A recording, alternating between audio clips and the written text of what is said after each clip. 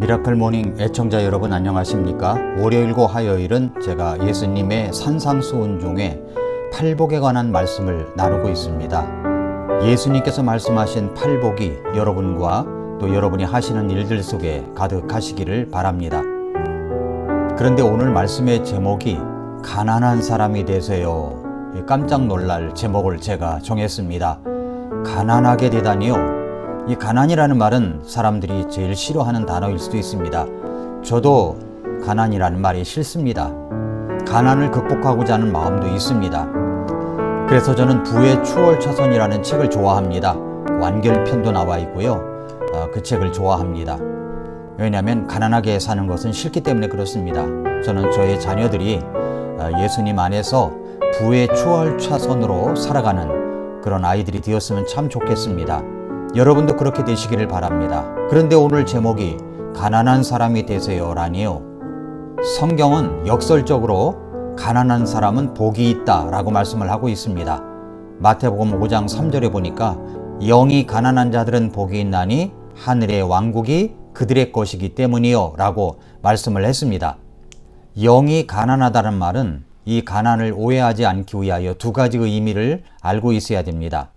첫째로 영의 가난은 물질의 가난을 뜻하지 않습니다. 둘째로 영의 가난은 인위적인 자기 비하를 말하는 것이 아닙니다. 영이 가난하다는 말은 이 세상에서 오는 모든 소망을 끊어버리고 오직 하나님께서만 우리를 도와줄 수 있고 함께 할 수가 있고 채워줄 수 있다는 사실을 믿음으로 바라보는 마음의 상태를 두고 이야기하는 것입니다. 이와 같이 영이 가난하면 모든 것을 포기하고 하나님께 겸허히 나아가는 자만이 풍성한 것으로 채워주신다는 하나님의 은혜를 경험할 수가 있습니다. 그렇다면 계속해서 오늘 말씀에 영이 가난한 자들은 복이 있다고 했는데 어떻게 하면 영이 가난하게 될 수가 있을까요? 첫째로 하나님의 눈으로 자신을 평가해야 됩니다. 내 눈으로 내 자신을 평가하는 것이 아닙니다. 이웃의 눈으로 나를 평가하는 것이 아닙니다. 이 사회가 요구하는 수준으로 나를 평가하는 것이 아닙니다. 하나님의 눈으로 나를 평가하는 것입니다. 하나님의 눈으로 나를 평가할 때 나는 어떤 사람이냐 하는 것입니다. 이사야 6장을 보면 이사야가 하나님의 성전에서 자신의 모습을 본 이야기, 고백이 나옵니다. 이사야가 하나님의 성전에서 하나님의 임재하심을 경험하고 하나님을 보았습니다. 누구든지 하나님의 거룩하신 임재 앞에 자신을 드러나게 되면 자신이 어떠한 사람인가를 알 수 있게 됩니다. 이사야가 그랬습니다. 이사야가 하나님의 성전에서 거룩한 하나님의 임재하심과 하나님을 보았을 때 자신의 모습을 본 것입니다. 그래서 그는 하나님 앞에 엎드려 이렇게 소리칩니다. 내게 화가 있도다. 내가 망하게 되었도다. 나는 입술이 부정한 사람이요 또 입술이 부정한 백성의 한가운데 거하거니와 내 눈이 왕 곧 만군의 주를 보았도다 라고 이야기를 했습니다.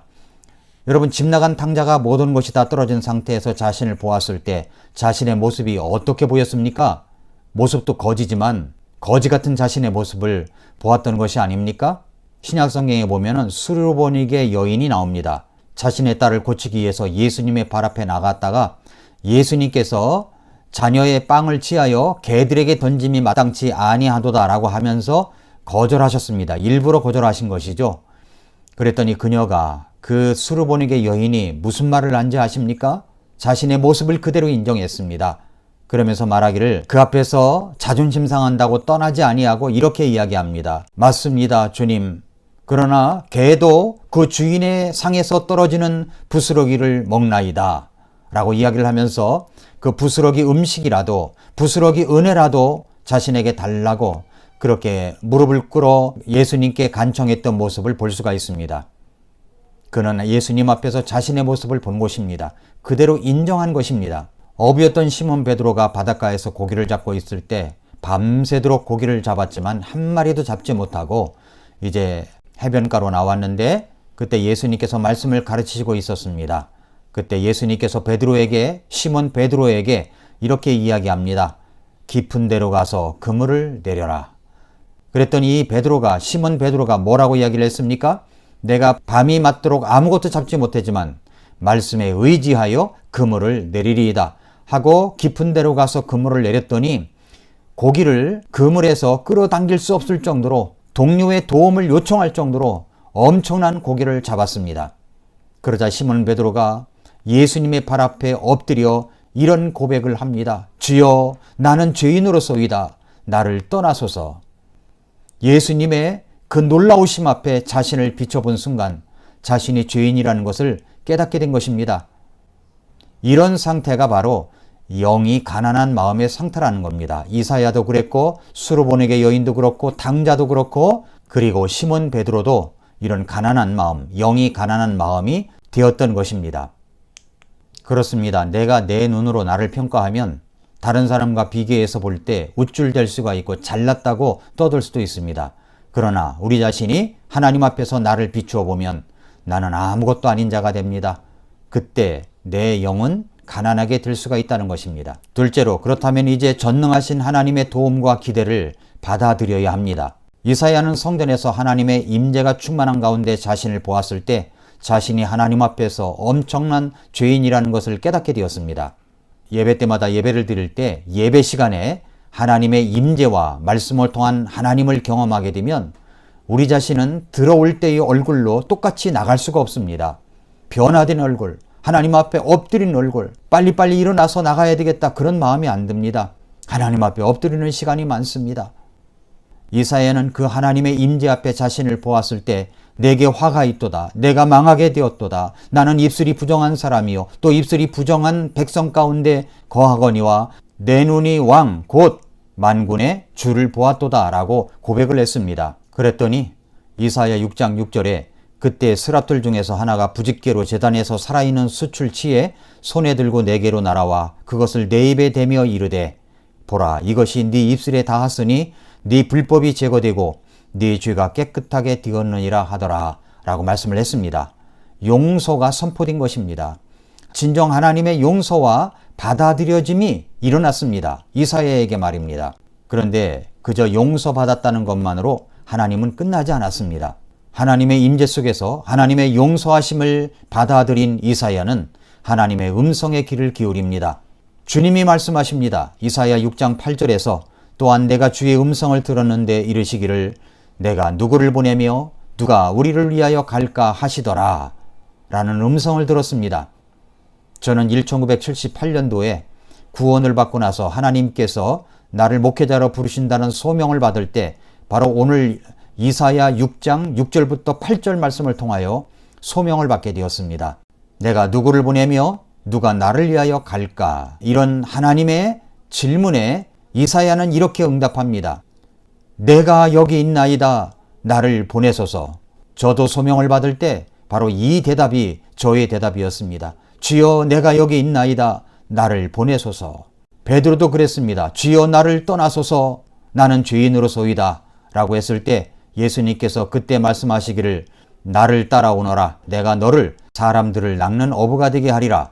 마태복음 4장 19절 말씀에 순종하여 예수님의 제자가 된 것입니다. 수르보니게 여인을 보십시오. 개 취급을 당하여도 예수님 앞을 떠나지 않았습니다. 개도 주인의 상에서 떨어지는 부스러기를 먹는다고 하소연하면서 이야기했습니다. 그때 예수님께서 그 딸의 병을 고쳐주셨습니다. 받아들였습니다. 다시 오늘 본문 말씀 마태복음 5장 3절을 보십시오.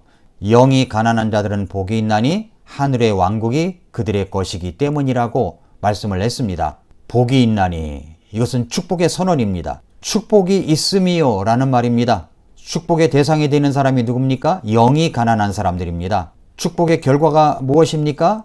그것이 바로 하나님의 왕국이기 때문이요 라고 이야기를 하고 있습니다.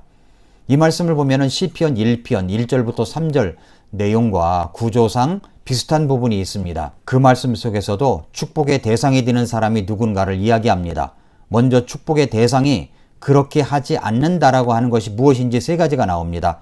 경건치 아니한 자들의 계획대로 걷지 않는다라고 했습니다.